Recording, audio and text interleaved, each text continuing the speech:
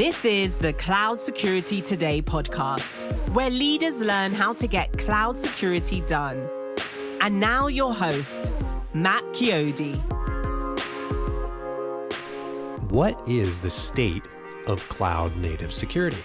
Well, if you've wondered about that, or you're just curious what's been going on with cloud over the last year, then today's podcast is for you. So on today's podcast, I have Bob West. He is the Chief Security Officer of Cloud at Palo Alto Networks. Yes, that is the role that I had previously. So Bob took over the role after I left. So this was especially sweet for me to be able to chat with him. And we're going to go through Palo Alto Networks' latest state of cloud native security. So I think this is I think you'll enjoy this podcast because for me, I was curious what's changed over the last year.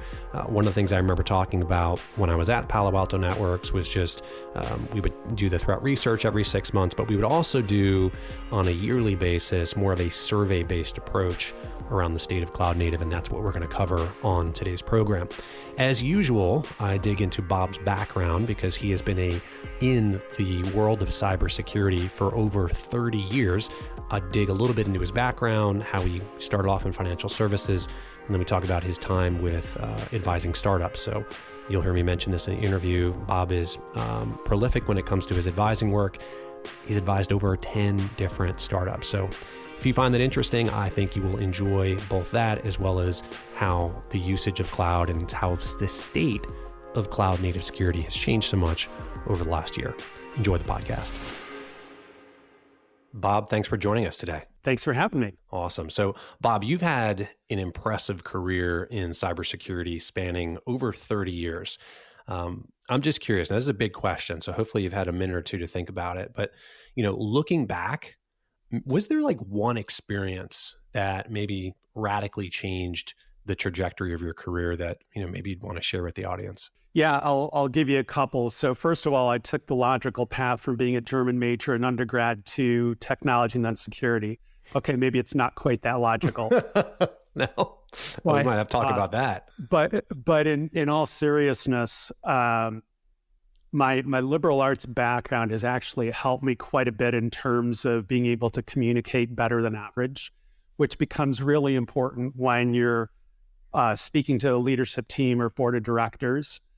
There's a lot of people in technology and security that are brilliant, but get hung up in their technology and security vocabulary where I claim to be a better communicator than average. I would say one of the pivot points for me in my career, I joined Bank One of JP Morgan Chase's predecessor banks in 97. And my boss that hired me ended up being my mentor, and his boss was my sponsor. And we laid out a 3-year development plan for me, not only to be able to benefit from the bank's leadership program, but also look at the basics. So for example, we were big believers of the 7 Habits of Highly Effective People by Stephen Covey. On my shelf. It's something that was just part of the leadership's culture. So there were a number of things like that I had the opportunity to just really to accelerate my growth. It was, I think very few people have that opportunity. Absolutely. It's funny you mentioned 7 Habits. I remember when I was first starting out from university, I was at Johnson & Johnson, also big proponents of 7 Habits. They had, you could sign up and go to the course. And I still have, 20 plus years later, I still have the coursework here. And I'm actually just about 6 months ago, I started going through it again. So it's funny to see cool. how your responses change when you're, 23 years older than the first time you did it. So absolutely. Begin with the end in mind. Absolutely. So let's just dig a little bit more into your background because I just find it really interesting. You transitioned from financial services to startup advisory work. And if I looked at your LinkedIn profile, and it looks like you've done at least 10 of these. And I'm guessing probably not capturing everything as well. So you did this transition, financial services to startup advisory work and also consulting. What was maybe the biggest surprise, and how would you maybe counsel someone who is maybe considering a similar move or just thinking about like, how can I get from where I am today to being able to do that in the future? Yeah, for sure. So let me start by the background about how all this came about. So I met Alberto Yepes, who's now one of the co-founders of ForgePoint Capital, and I met him when he was CEO at Thor Technologies. I was CISO at Fifth Third Bank at the time, and we were an early identity implementer, and specifically in Federation, and so we were upgrading our identity suite, and in some cases there were no identity products that the bank was using. It wasn't using web single sign-on, so or had problematic provisioning. And Alberto's company, Thor Technologies, was best-in-class provisioning solution. So got to know each other. He introduced me to his investors, and when I left Fifth Third Bank, reconnected with his investors. Peter Meekin was his predecessor. Peter was a brilliant guy. He was lead investor for Thor Technologies, and he volunteered me to be on my first advisory board. I would say in terms of general advice, a couple things: be nice to your vendors, which that's a good one. I can think of a number of people that are less than diplomatic with the vendor community. Yeah. And, it's advice in general that holds true. It doesn't matter who you're dealing with, right? You never know who's going to be able to help you out at any point. And so I think that's number one. I just looking back in terms of my habits, I was always curious about emerging technologies. I remember going back to 1990 or so, back in my technology days, where I was looking at what was next from email systems and operating systems. So keeping an ear to the ground in terms of the emerging threats and just changes in technology. And then I think the final piece would be to get to know the venture funds. And that's where a lot of my advisory boards have come out of. In addition to Alberto, I've had the opportunity to work closely with Matt Howard, who runs Norwest Ventures, Tim McAdam at Technology Crossover Ventures, Ashim Chand at Greylock, et cetera. And not only can they facilitate advisory boards, but they're good people in general. And they also have a really good sense of what companies to invest in. So if you put in the combination of all those things, I think that leads to a smooth path to getting on advisory boards, if that's one of your goals. I love that. I've seen all those things. I think are spot on. But I love your first one, being nice to the vendor community. I think we've all experienced either being on both sides, right? I remember being a consumer, and it's funny you say that, right? Because I won't get into specifics of who, but there's a vendor that was a startup at the time, which today is a behemoth, who I had a great relationship with. Know the CEO. I still talk to him, almost 10 years later. And that was really transformational for me, because at the time when I first met them, I wasn't in a role that I could really help them. But 7-10 years later, I always tell people, you got to build bridges before you need them. Yeah. Oh, for sure. And in fact, I remember I met Barmak Mefta when he was incubating Fortify software with Ted Schlein at Kleiner Perkins. Ted's running Kleiner now. But I was CISO of Fifth Third Bank at the time, and he reached out to me. And I think the reason that I took a meeting with him is because he said, I'm not selling you anything. Okay. Pretty interesting. And he kept to his word because he didn't have a product. He was trying to get a sense of how big the application security issue was in enterprises, what our maturity was, all those good things. And Barmek and I, we've stayed in touch, since 2004. So, did I say be kind to the vendors? You did. That's a good point. I always remind people of that, because I see a lot of snarky comments on LinkedIn about vendors, and obviously a lot of them are accurate, right? Even though I'm on the vendor side right now, I also receive quite a bit of, SDRs trying to come after me to buy services. And I see a lot of just what I consider poor marketing, not being professional. But I think those kind of antics aside, people are people, and people move throughout the course of their career. And, just see if you can help someone and they're not trying to waste your time, just help people. Right. So yeah. And I'm always pretty direct with people that reach out like that, I have a need or I don't.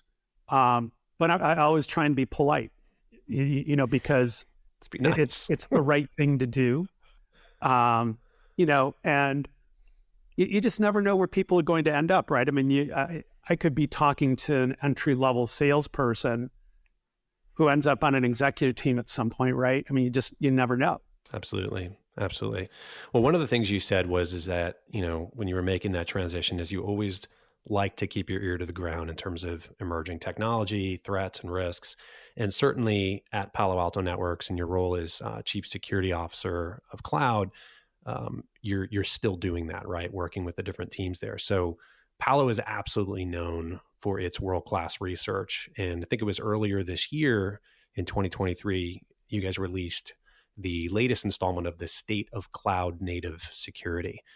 I'm curious, Bob, again, you've kind of been at this game for a while. Give us the 10,000 foot view. What was the biggest takeaway for you personally? There's a couple things. One of them is that because the journey to the cloud has accelerated, whether it's the pandemic, keeping budgets in check or otherwise, we're starting to see that people are adopting build quality in, if you will, from square one, translate, build security. And, we've got the buzzword bingo term shift left, right?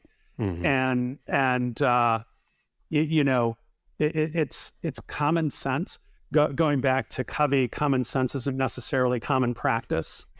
But I think one of the things that people need to understand is that developers in general were never taught how to code securely. Mm. And so what happens is, if you as an organization don't take the time to educate them and they start coding for you, whether it's line by line or putting modules together, ultimately they have a significant series of security issues in their code. And now, as we move to the cloud, going beyond code, it's workloads and containers, all the infrastructure that you have to manage. So I think the good news is that there's a trend of building security in and integrating security testing tightly into the DevOps world. We're also still seeing that there's a shortage of people that understand cloud security. And that's a subset of the broader issue of there aren't enough security people to go around. I remember the statistic I saw recently is there's about 3.5 million jobs that can't be filled around the world because there aren't enough security people. Mm. So that problem still exists. And you marry that with the fact that, the number of threats are increasing, the aggressiveness of threats are increasing. It's something that needs to be addressed. I love it. So I pulled I looked through the report. I pulled a couple specific findings out that I wanted to get your thoughts on. So here's one that I thought was interesting. It said 53% of cloud workloads are hosted on public clouds, an increase of 8% in the past year, right? So, okay, that one's fine. Now, this is what I found interesting. Platform as a service, PaaS, and serverless were the dominant application execution environments. I found this interesting because containers have been so hot the last few years. Are you seeing a trend away from containers to serverless, or are you including containers in PaaS? Help me to break that apart a little bit. Yeah, we're including containers in PaaS. Okay. When you think of going to AWS or Google Cloud or Azure, one of the first things that enterprises do is they'll move their testing environments into the cloud as dipping their toe in the water, if you will. And more likely than not, one of the first things they're doing is they're spinning containers up, right?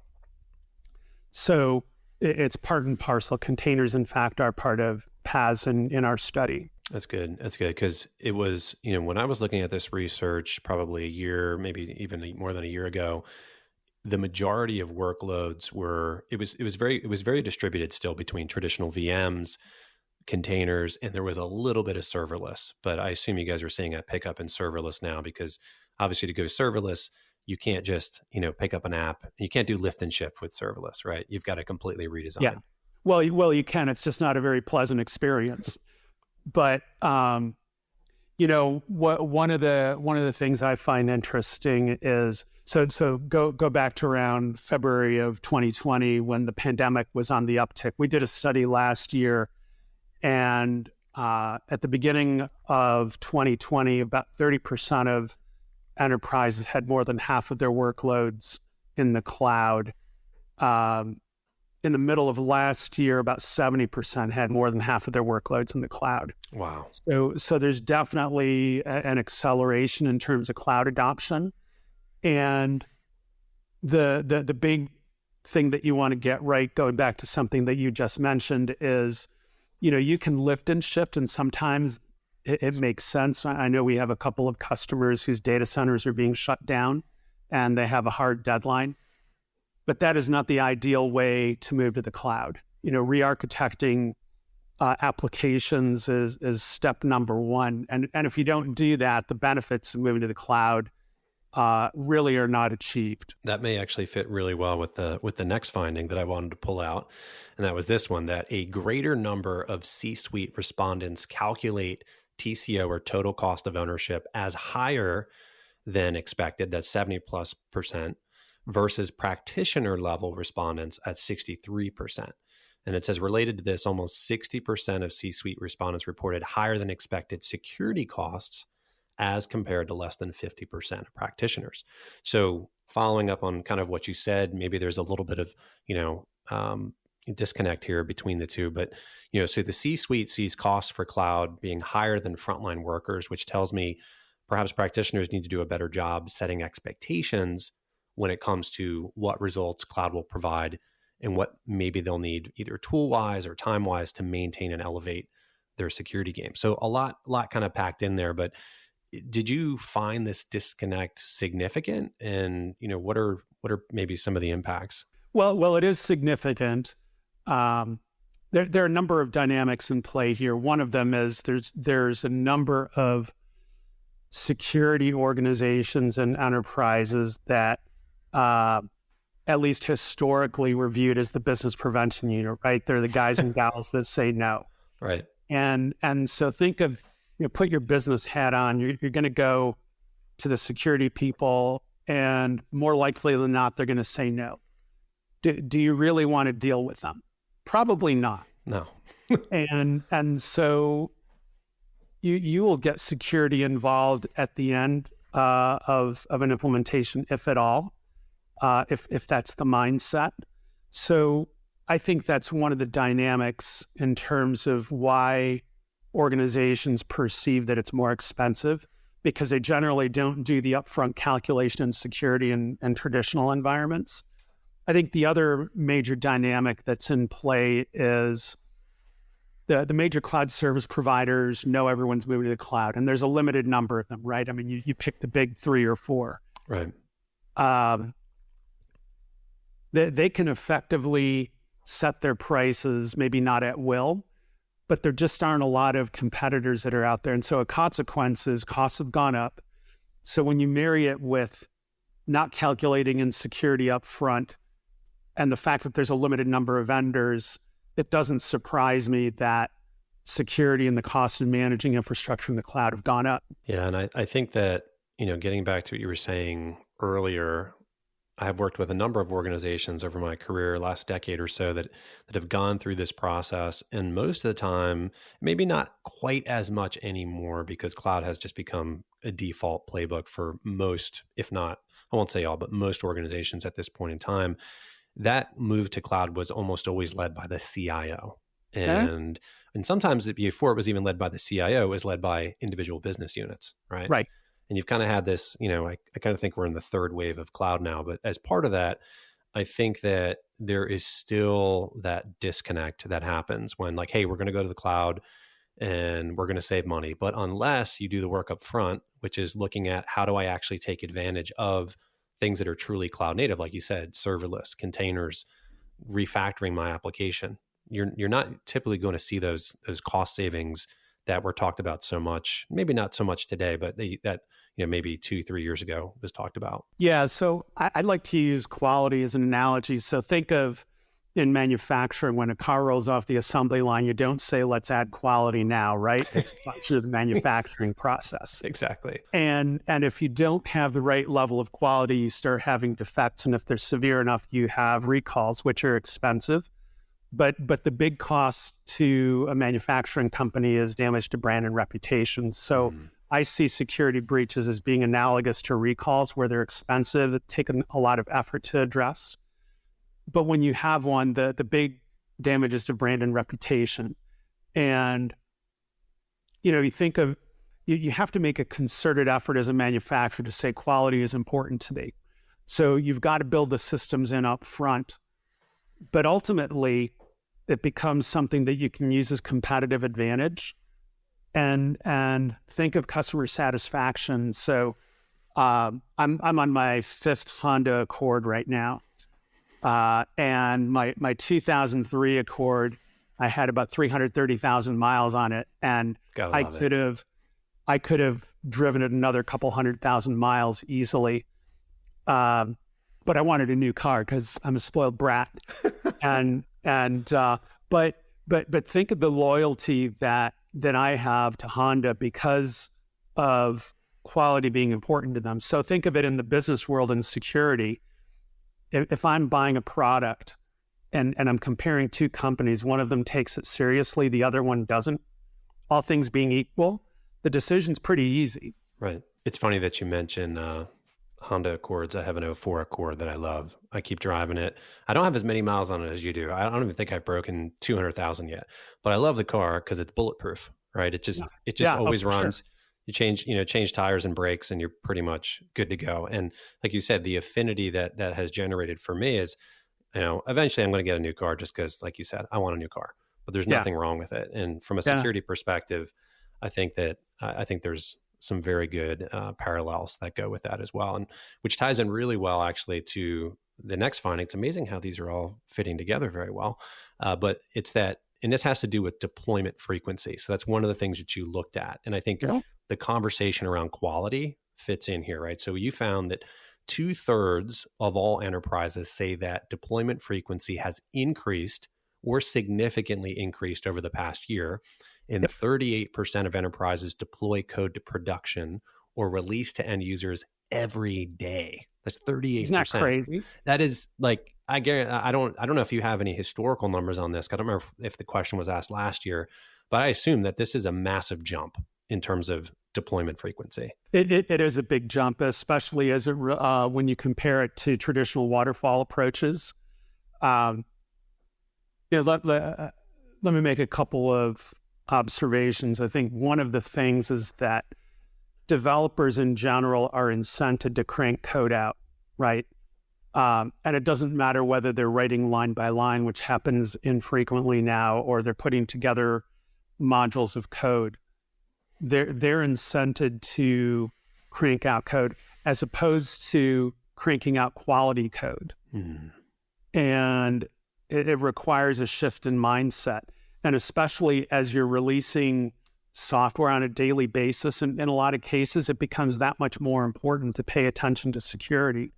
Because as I was saying earlier, if developers don't understand good security hygiene and they're cranking out an incredible amount of volume, what do you think is going to happen? Yeah, a lot of defects. Yeah, exactly.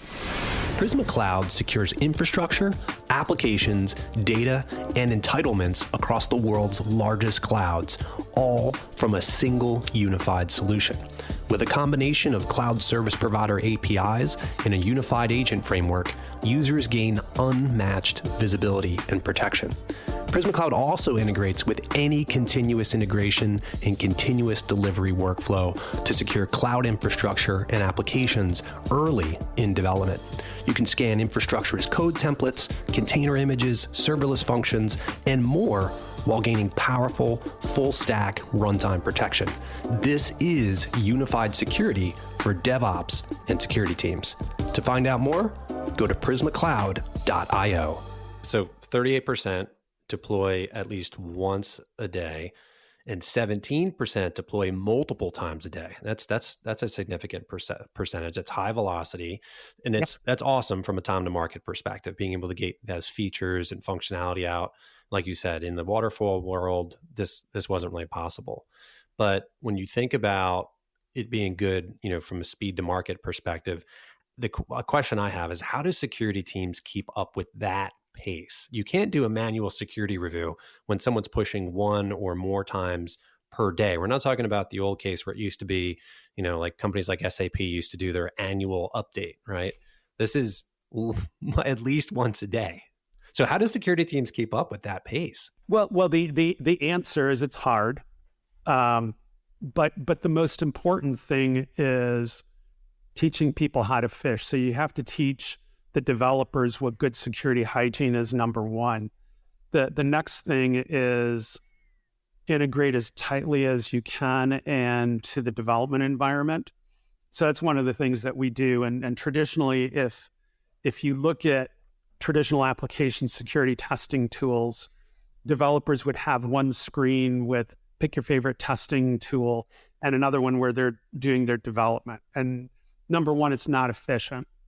And secondly, developers hate that.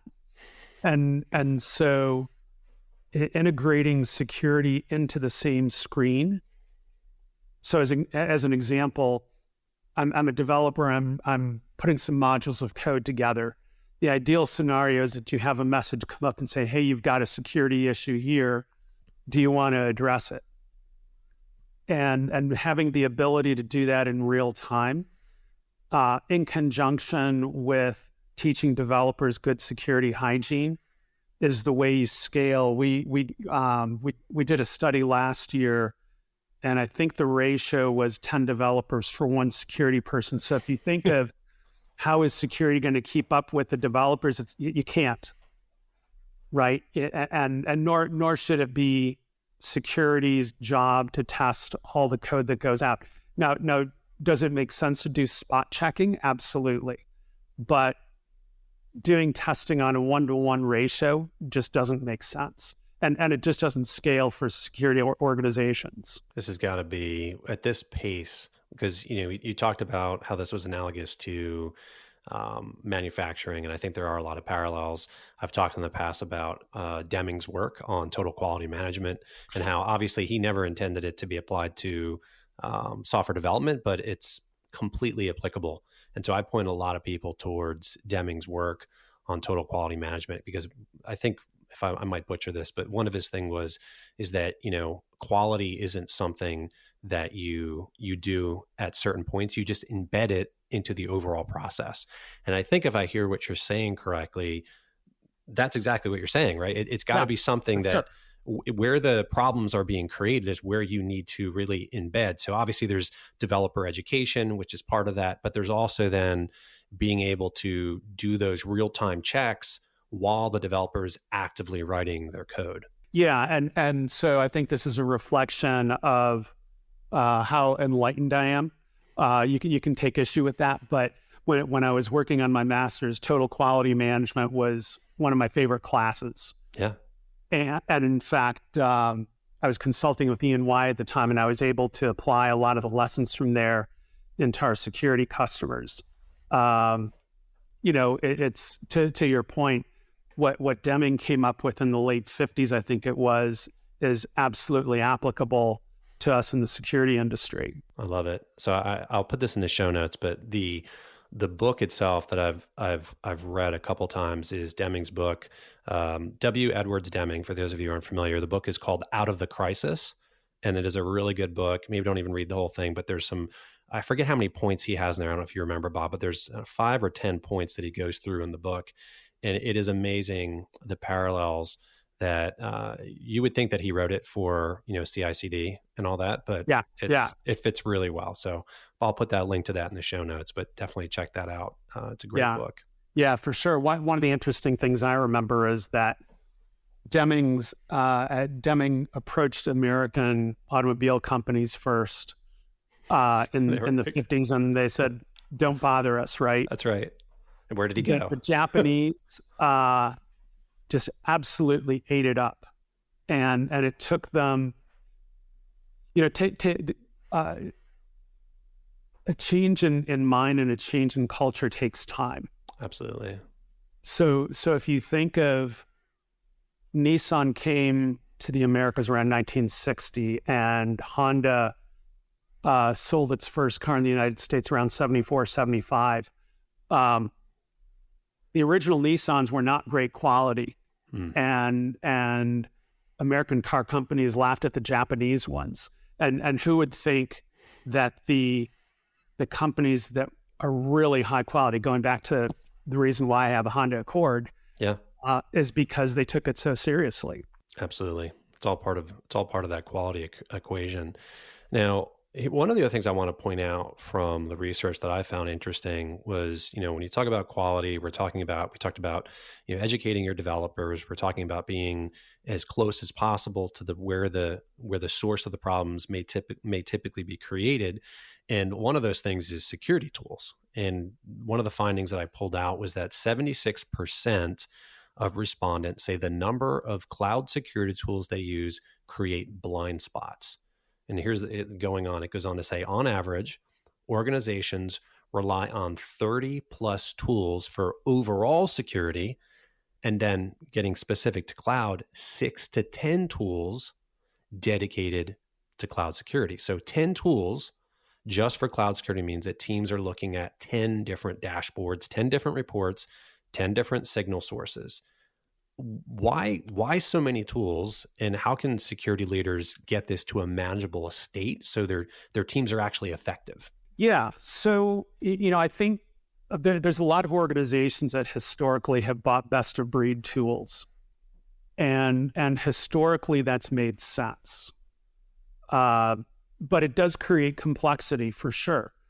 And now you start taking a look at cloud environments. So the cloud service providers and SaaS providers in general have pretty good security tools. But the problem is if you go down that path and you use native tools, you end up with what you're describing, right? As you have this large number of tools, which makes managing the overall environment problematic because, going back to your point, if you have 10 dashboards and you're looking at everything, not only does it take more time, but the probability of things slipping through the cracks goes way up.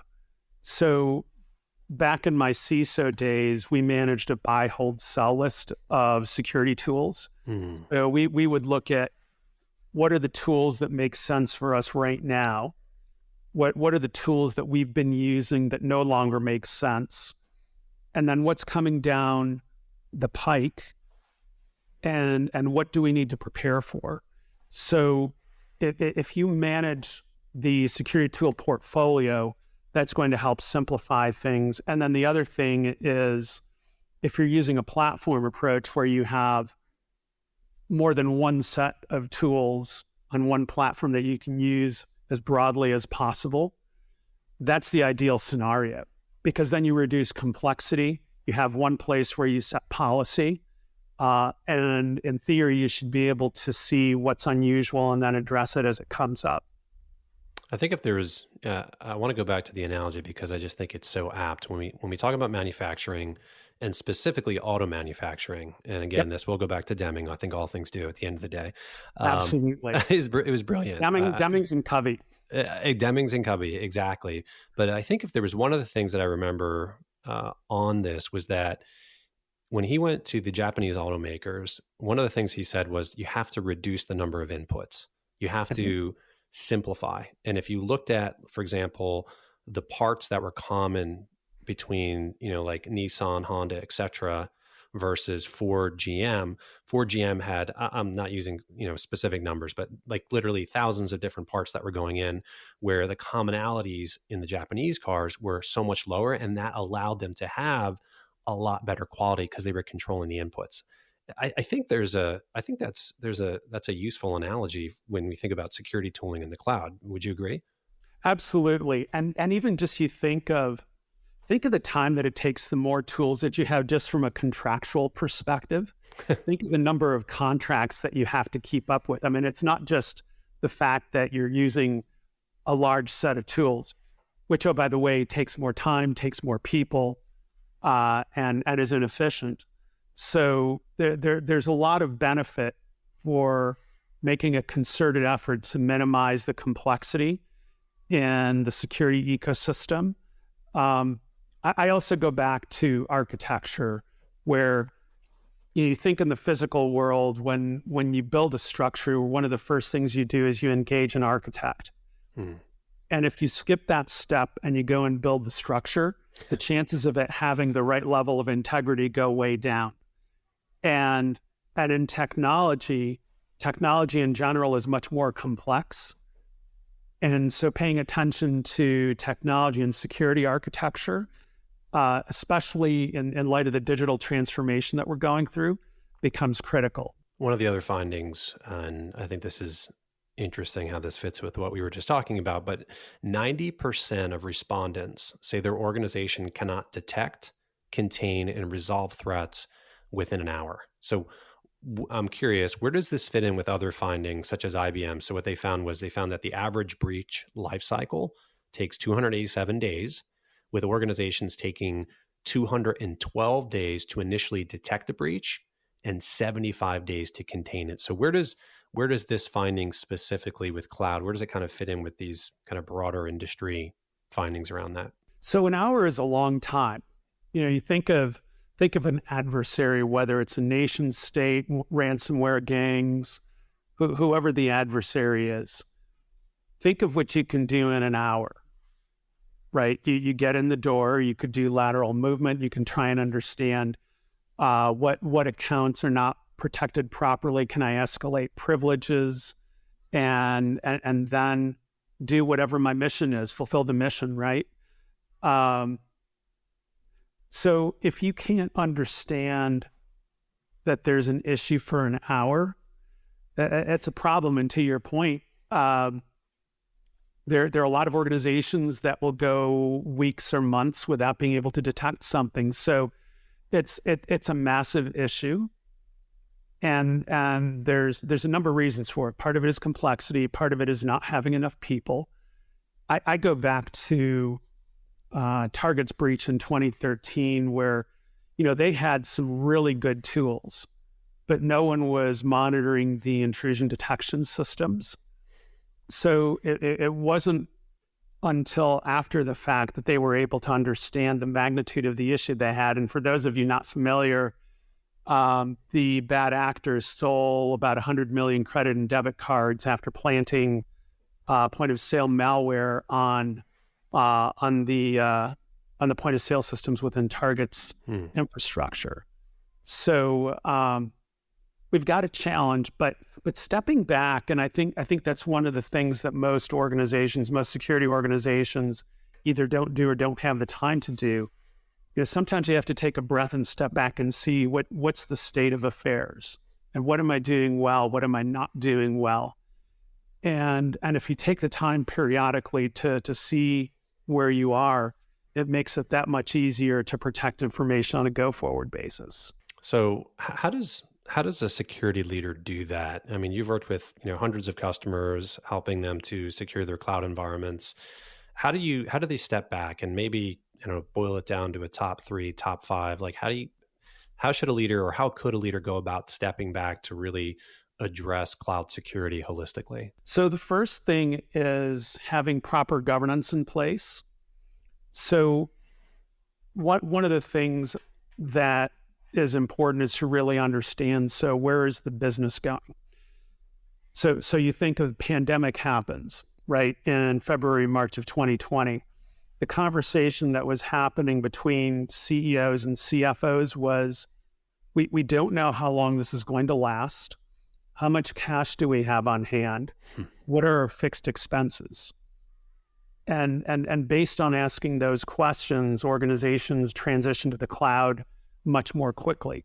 Going back to the perceived cost savings, right? And if you do it right, that absolutely holds true.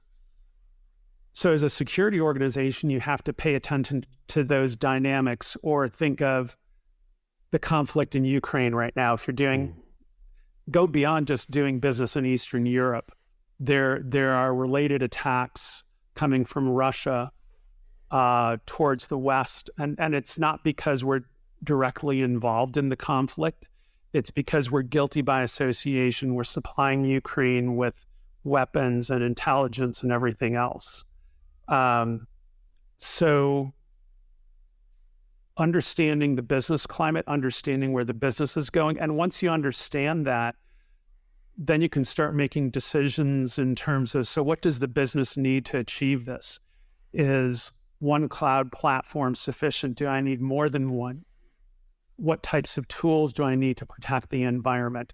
And having all the stakeholders at the table, from the business to technology to audit, compliance, legal, human resources, that allows you to come up with a holistic strategy and get the input from everyone. And getting the input is something that's particularly important, because you can make really good decisions in terms of how you protect environments. But if you don't have a dialogue, the chances of those decisions being right go way down. I love that. I love that. A lot of wisdom there. So, Bob, I've enjoyed this conversation. This has been truly insightful. Is there anything else that I should have asked you about that you want to maybe bring up before we close? Anything that stood out to you? Yeah, I think the last thing that we haven't talked about is there are a number of organizations that think, if I move to the cloud, I'm getting rid of my security problem. And there's a perception that Amazon or Microsoft or Google or IBM are going to take care of all my security issues. And that's not the reality. That to their credit, they do some baseline things in protecting the environment, but you need to understand what activities are happening and determine what the gap is and fill it in with the right set of security tools. And then the other thing is that you're always going to have issues, and even the largest companies have issues, right? I mean, Amazon's had their outages, Microsoft has had their security breaches, as has Google. So you have to make the assumption that there's going to be problems, and you need to be prepared for them. And the final thing is that when there are problems, it's your responsibility as an organization to protect the information that you're putting in the cloud. When you have a problem, your customers aren't going to go to the cloud service provider, right? They know they're doing business with you. Right. And so if there's litigation, you're going to be the recipient of, pick your favorite phone call from inside counsel, outside counsel for your customers. It's going to happen. So you have to make sure that you're doing what's commercially reasonable. And if you can make the case that what you're doing is commercially reasonable, then the cost of litigation and regulatory fines and loss of customers will go down. I love it. Bob, this has been fun. It's been great to catch up. And let me ask you this. So one of the questions I often get from the audience is, well, how do I reach out, Bob? So the question for you is, what's the best way if someone wants to stay in contact with you, if they want to follow you, what's the best place to do that? Yeah. So I think the best place would be on LinkedIn. LinkedIn is my Bible in general for keeping in touch with people, but I tend to post a fair amount, and LinkedIn is universally accessible. I love it. Well, we'll put a link to your bio in the show notes, and thank you so much for joining us. This has been awesome. Thanks, Bob. Thanks for having me, Matt. Thank you for joining us for today's episode. To find out more, please visit us at cloudsecuritytoday.com.